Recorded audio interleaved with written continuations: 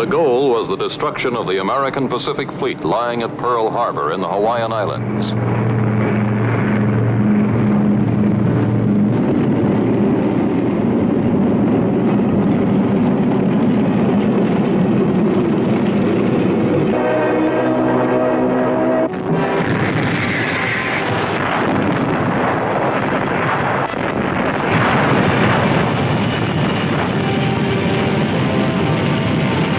The United States would now be at war with the Axis powers, and the last traces of isolationism were to vanish overnight.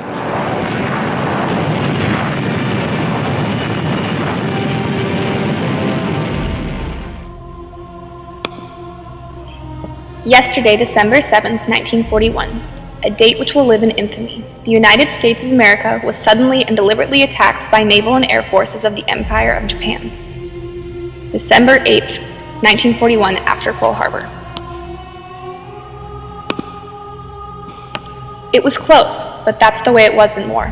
You win or lose, live or die, and the difference is just an eyelash. General Douglas MacArthur in a plane above Australia.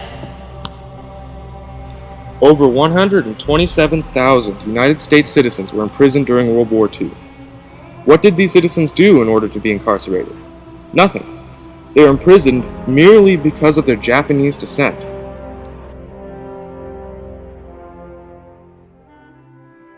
Well, my name is Hisa Aoki Kumanai, and I was born in 1927, and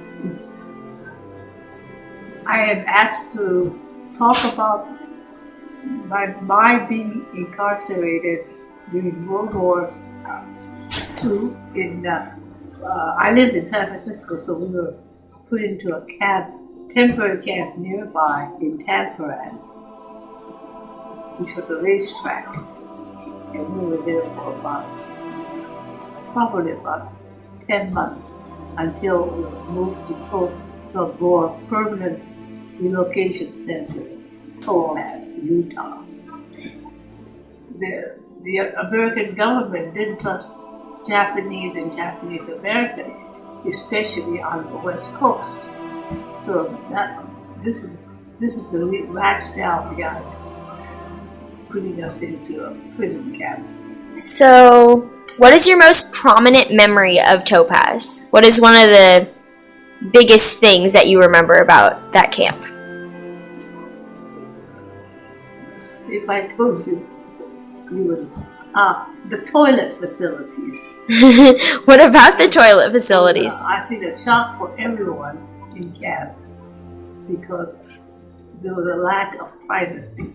So, what are your opinions on General MacArthur? Actually, he was quite handsome, and so he really, stretched himself up and smoked his pipe and looked arrogant all the time. He thought he was God.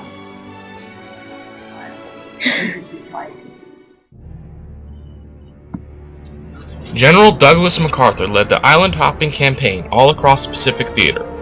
General MacArthur was born on January 26, 1880 in Little Rock, Arkansas. He attended West Point Military Academy and graduated from West Point in 1903. He began his service in Manila in the Philippines as a second lieutenant in World War I. He worked his way up to brigadier general by the end of the war. Between that time and the events leading up to World War II, he assisted the Filipino government in gaining independence from the resource-hungry fascist Japan. He fought in Corregidor and many other famous battles. In fact, he was so emotionally attached to the Philippines that he left the army for a period of time to become an advisor to the Filipino government. Soon afterwards, however, General MacArthur was called back to the U.S. Army and was promoted by President Franklin Delano Roosevelt to Lieutenant General. Soon after that, he was appointed the position of Supreme Allied Commander. Because of his efforts in the Philippines, he received the Medal of Honor. The Medal of Honor is the highest award any member of the United States military can receive. He led the United States Army with the battles of Okinawa, Leyte Gulf, Guadalcanal, and Iwo Jima. Ultimately, he pushed back the Japanese and was vital in the downfall of the Japanese military. In the end of the war, he supervised the complete surrender of the Empire of Japan. The end resulted in immediate release of American prisoners of war and the American occupation of Japan.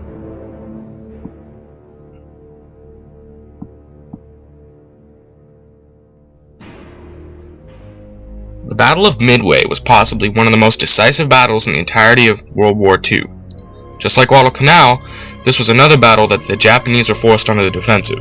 Going into this battle, the United States was crippled from Pearl Harbor and the Battle of Coral Sea. Consequently, going into the battle, they only had one aircraft carrier remaining from the previous engagement, the USS Enterprise. However, it was soon joined by the USS Yorktown, along with 9 cruisers, 6 destroyers, and 2 tankers. The Commander-in-Chief of the Japanese military believed that they'd only gain control if they were to win an all-out naval battle with the US. His plan required the complete control over events, and thus emerged 2 major flaws. The first flaw was he underestimated the power of aircraft carriers. Secondly, is that the Americans knew his plan from the very start, and they had stationed their ships accordingly. The first engagement of the battle involved several land-based B-17 bombers sinking 2 battleships.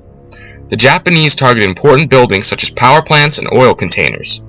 Towards the end of the battle, the desperation of the Japanese grew, making the attack smaller and the actual damage done almost unnoticeable, as they were unable to even take out a single ship. The reason this is easily considered one of the major turning points is because the Japanese were forced to take a defensive position. During the rest of the Pacific Theater, it incapacitated them from launching an attack or attempting anything like Pearl Harbor.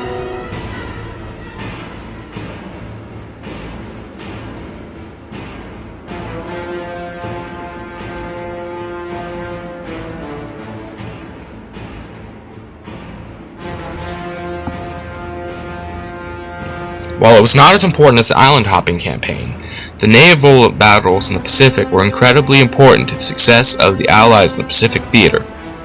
The beginning of the US's major assault on the Japanese defenses was during the Battle of the Philippine Sea, starting with the assault on Gilbert Island. During this point, the US had major control over the Pacific. However, without control of surrounding waters, the US could not land any more soldiers on Gilbert Island. Knowing this, General Toyota hatched a plan to lure the US Navy closer ashore so they'd be in range of Japan's Air Force. His intention was to eliminate enough ships to shift the power back to the Japanese.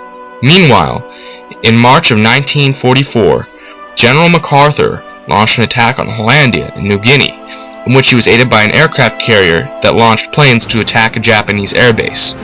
Once the battle at sea had fully begun, the Japanese attempted to try out a new strategy, knowing that their planes were better, but their pilots were inexperienced.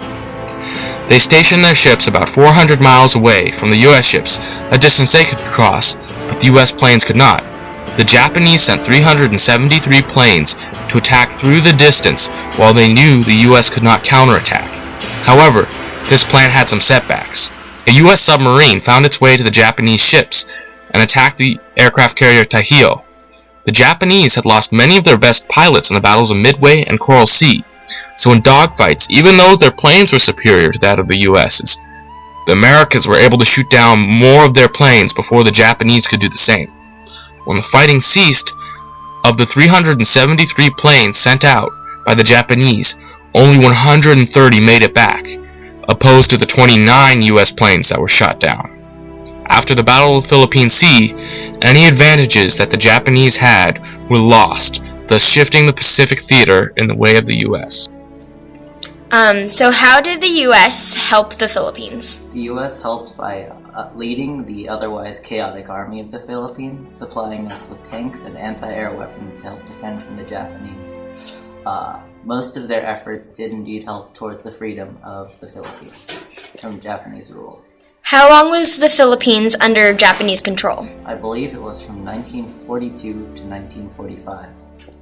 What did General MacArthur do for the Japanese? He aided in the signing of the surrender document for the Japanese, and he helped them rebuild after the bombs dropped on Hiroshima and Nagasaki.